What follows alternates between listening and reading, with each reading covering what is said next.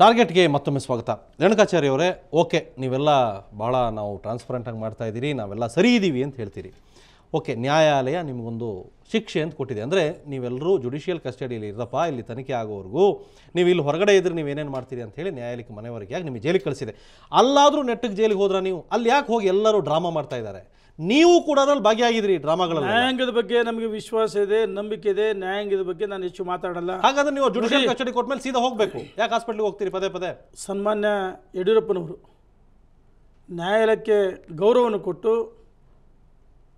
ನ್ಯಾಯಾಂಗಕ್ಕೆ ಶರಣಾಗಿ ಪರಪ್ಪನಗ್ರಹಕ್ಕೆ ತೆರಳಿದಾಗ ಅಲ್ಲಿಯ ವೈದ್ಯರು ಸಲಹೆ ಮೇರೆಗೆ ಜಯದೇವ ಆಸ್ಪತ್ರೆಗೆ ಅವರನ್ನು ವರ್ಗಾವಣೆ ಮಾಡಿದರು.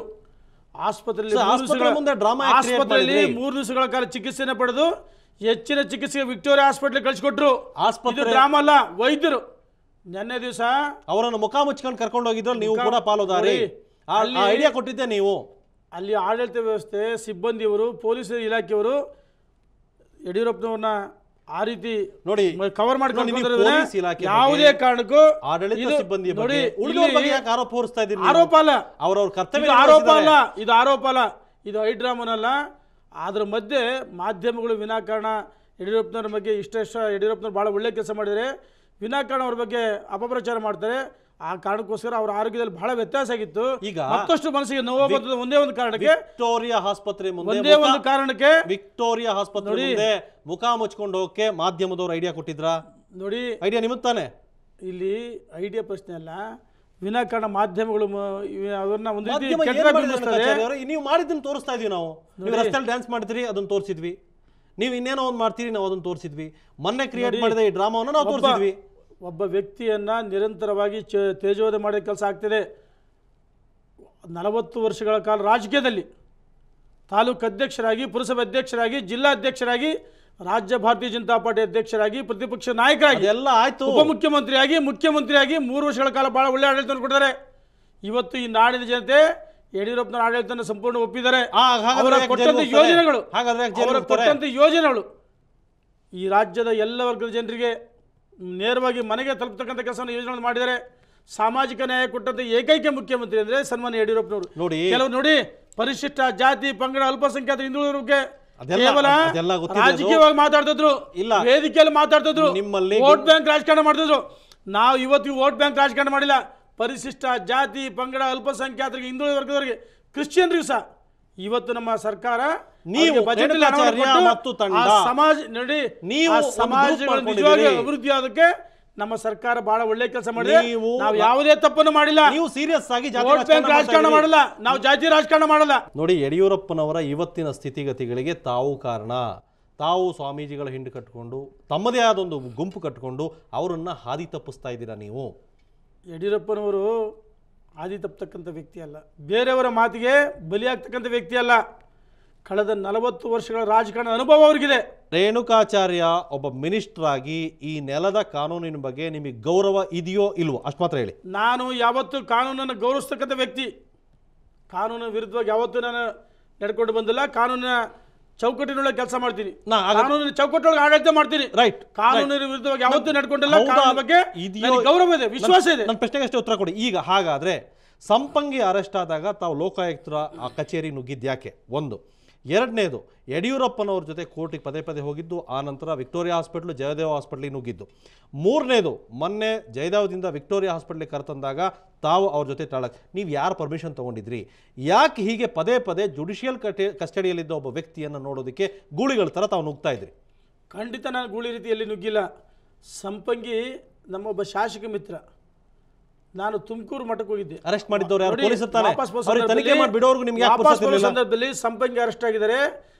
ಅಲ್ಲಿ ಲೋಕಾಯುಕ್ತ ಕಚೇರಿ ಗೊತ್ತಾದಾಗ ನಾನು ಸಂಪಂಗಿಯವ್ರನ್ನ ಅರೆಸ್ಟ್ ಮಾಡಿದ್ದು ಯಾವ್ದಾರು ಸಾಮಾಜಿಕ ಕಾರ್ಯಕ ಈ ಜನರ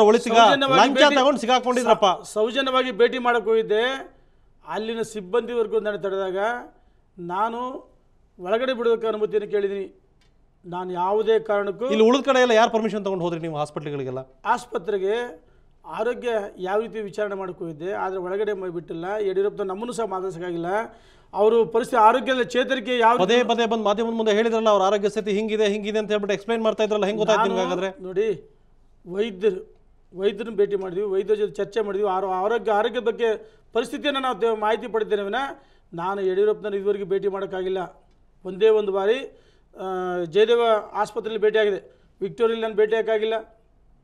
ಯಾವುದೇ ಕಾರಣಕ್ಕೂ ನಾನು ಕಾನೂನು ವಿರುದ್ಧವಾಗಿ ನಡ್ಕೊಂಡಿಲ್ಲ, ಕಾನೂನು ಚೌಕಟ್ಟೊಳಗೆ ನಾನು ನಡ್ಕೊಂಡಿದ್ದೀನಿ. ಹಾಗಾದ್ರೆ ತಾವು ಯಾವುದೇ ರೀತಿಯ ಕಾನೂನಿನ ಉಲ್ಲಂಘನೆ ಮಾಡಿಲ್ಲ? ಖಂಡಿತ ಮಾಡಿಲ್ಲ. ಬೇಕಾದಷ್ಟು ವಿಚಾರ ನಾವು ಮಾಧ್ಯಮದಲ್ಲಿ ತೋರಿಸಿದ್ವಲ್ಲ. ಹಾಗಾದ್ರೆ ನಾನು ಯಾವುದೇ ಅಂತ ತಪ್ಪನ್ನು ಮಾಡಿಲ್ಲ. ನಾನು ಯಾವುದು ಕಾನೂನಿನ ಒಳಗಡೆ ನಾನು ಕೆಲಸ ಮಾಡಿದ್ದೀನಿ, ಕಾನೂನಿನ ಹೊರಗಡೆ ನಾನು ಯಾವತ್ತೂ ಕೆಲಸ ಮಾಡ್ತಕ್ಕಂಥ ವ್ಯಕ್ತಿ ಅಲ್ಲ. ಈ ನಾಡಿನ ಕಾನೂನಿನ ಬಗ್ಗೆ ಗೌರವ ಇದೆ. ಯಾವತ್ತು ಕಾನೂನು ವಿರುದ್ಧವಾಗಿ ನಾನು ಮಾತಾಡಲ್ಲ, ಕಾನೂನಿನ ಚೌಕಟ್ಟೊಳಗೆ ಮಾತಾಡ್ತೀನಿ. ರೇಣುಕಾಚಾರ್ಯ ಅವರು ಕಾನೂನು ಉಲ್ಲಂಘಿಸೋದು ಅಂದರೆ ಖಂಡಿತ ಉಲ್ಲಂಘಿಸಲ್ಲ. ಅವ್ರಿಗೆ ಯಾವ ಪರಿಧಿನೂ ಇಲ್ಲ. ಆ ನಂತರ ಮಾಧ್ಯಮದ ಮೇಲೆ ತಾವು ಗೂಬೆ ಕೂರಿಸೋ ಪ್ರಯತ್ನ ಮಾಡಿದ್ದು, ಮಾಧ್ಯಮದವರು ಮಾಡ್ತಾ ಇದ್ದಾರೆ ಅಂತೇಳಿ. ಮಾಧ್ಯಮದವ್ರು ನಿಮ್ಗೆ ಏನಾರು ಹೇಳ್ಕೊಟ್ಟಿದ್ರಾ? ನೀವು ಒಂದು ಮಹಿಳೆಗೆ ಮುತ್ತು ಕೊಟ್ರಿ, ನಾವು ಹೇಳ್ಕೊಟ್ಟಿದ್ವಾ? ನೀವು ಮೊನ್ನೆ ಕೋರ್ಟ್ ಒಳಗಡೆ ಮಾಡಿದ್ದು, ಆ ನಂತರ ಯಡಿಯೂರಪ್ಪನವ್ರ ವಿಚಾರ ತೋರಿಸಿದ್ದು, ಇದೆಲ್ಲ ಮಾಧ್ಯಮದವರು ಅವ್ರಿಗೆ ಹೇಳಿ ಮಾಡಿಸಿದ್ದ ಅಥವಾ ಅವ್ರು ಮಾಡಿದ್ದನ್ನು ಮಾಧ್ಯಮದವ್ರು ತೋರಿಸಿದ್ದ? ಇವತ್ತು ಗ್ರಾಮೀಣ ಪರಿಷತ್ನಲ್ಲಿರ್ಬೋದು, ತಾಲೂಕಿನಲ್ಲಿರ್ಬೋದು, ಜಿಲ್ಲೆಯಲ್ಲಿರ್ಬೋದು ಅಥವಾ ರಾಜ್ಯ ಮಟ್ಟದಲ್ಲಿರ್ಬೋದು, ನೀವು ಮಾಡಿದ್ದನ್ನು ತೋರಿಸಿದ್ವ ಅಥವಾ ಬೇರೆ ಏನಾದ್ರು ಕ್ರಿಯೇಟ್ ಮಾಡಿದ್ವಾ? ಎಷ್ಟೋ ಜನ ಮಾಧ್ಯಮ ಸ್ನೇಹಿತರ ಬಗ್ಗೆ ನನಗೆ ಅಪಾರವಾದ ಗೌರವ ಇದೆ. ಅವರ ಲೇಖನಿಯ ಮುಖಾಂತರ ಈ ಸಮಾಜವನ್ನು ರಾಜಕಾರಣಿಗಳನ್ನ ಸಮಾಜವನ್ನು ಜಾಗೃತ ಮಾಡ್ತಕ್ಕಂಥ ಕೆಲಸವನ್ನು ಲೇಖನಿಗಳು ಮಾಡಿದೆ. ಇದರ ಜೊತೆಗೆ ಇವತ್ತಿಗೂ ಎಷ್ಟೋ ಜನ ಮಾಧ್ಯಮ ಸ್ನೇಹಿತರು ಒಂದು ಹೊತ್ತು ಒಟ್ಟಿಗೆ ಊಟ ಇಲ್ಲದ್ರೆ, ಮೈಗೆ ಬಟ್ಟೆ ಇಲ್ಲದ್ರೆ ಅವ್ರ ಕುಟುಂಬ ಎಷ್ಟುಗಳು ನರಳ್ತಾ ಇದೆ. ನಿಮಗೆ ಆ ಕಾಳಜಿ ಅದು ಬೇರೆ. ನನಗೆ ಸಹಾಯ ಮಾಡಿ. ನೀವು ಮಾಧ್ಯಮ ಸ್ನೇಹಿತರ ಬಗ್ಗೆ ಗೌರವ ಇದೆ.